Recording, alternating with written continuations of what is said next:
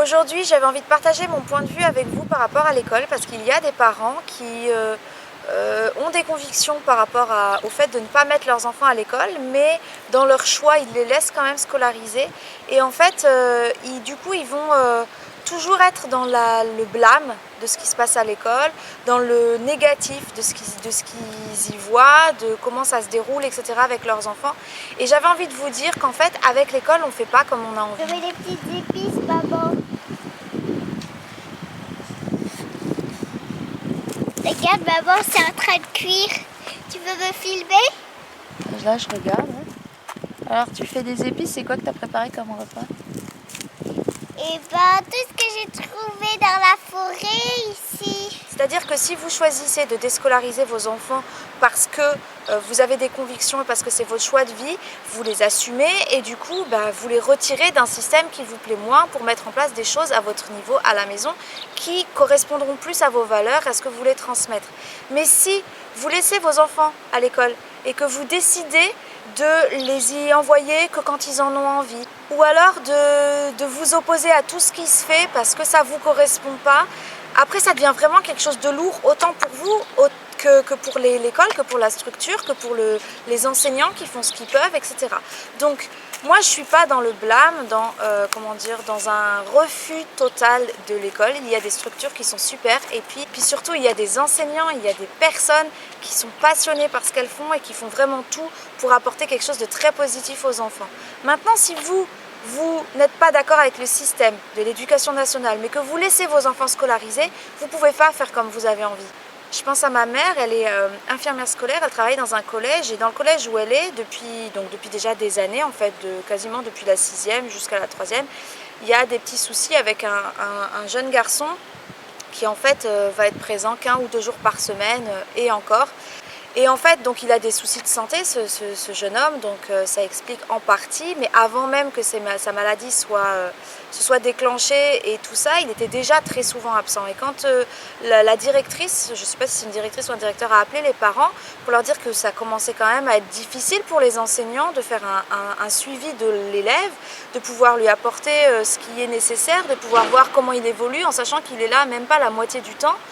La maman a rétorqué qu'elle était contre l'école et que de toute façon elle ferait comme elle en avait envie, etc. Et je sais qu'il y a des parents, c'est pas un cas isolé en fait. Voilà, moi j'ai qu'un conseil à dire, c'est assumons en fait nos convictions. Soit on peut faire le choix et on y croit de faire l'instruction à la maison et dans ce cas-là on déscolarise nos enfants et on assume nos choix, soit on ne peut pas ou on ne veut pas, tout dépend du point de vue et du contexte, mais dans ces cas-là on laisse l'enfant dans sa structure scolaire, on fait en sorte que ça se passe bien, on n'est pas là à accabler, à mettre des bâtons dans les roues par rapport aux enseignants, par rapport à la structure qui fait ce qu'elle peut pour les enfants.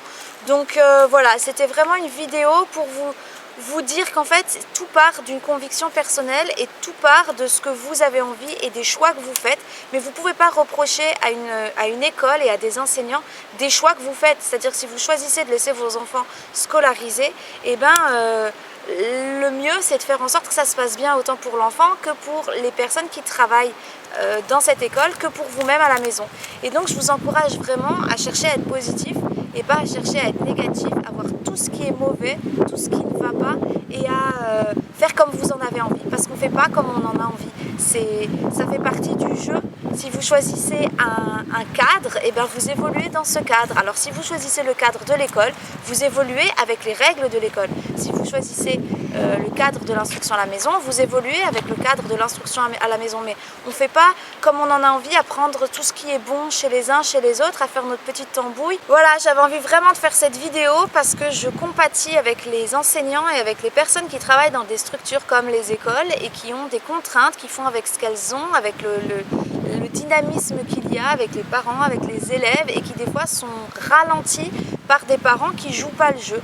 Donc quand on est dans un cadre d'école, on joue le jeu des règles. Alors bien sûr, j'entends par là les règles qui respectent aussi nos convictions et puis le respect de l'enfant, de l'individu, etc.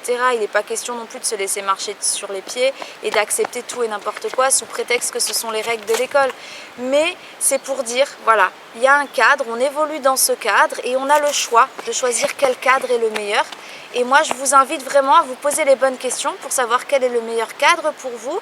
Si vous hésitez d'ailleurs, j'ai créé une formation gratuite, enfin c'est plutôt un accompagnement gratuit qui vous permet en fait sur 7 jours de définir si l'instruction à la maison c'est fait pour vous ou pas. Donc je vous remets le lien là dans la fenêtre à gauche là et puis en bas dans la description de la vidéo. Mais voilà, si vous choisissez de laisser votre enfant dans une école, et ben, il faut fonctionner avec l'école et pas contre l'école.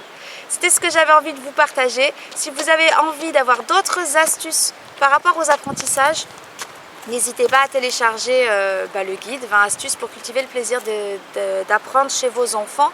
Et puis on se retrouve très très vite pour la suite tout simplement. À bientôt. Bon, j'invente une histoire. Il était une fois un petit mouton qui revenait avec son fermier. Et sa ferme était volée. On a volé sa ferme? Oui, ça veut dire qu'on a volé tous ses animaux. Oh. Sauf le petit mouton.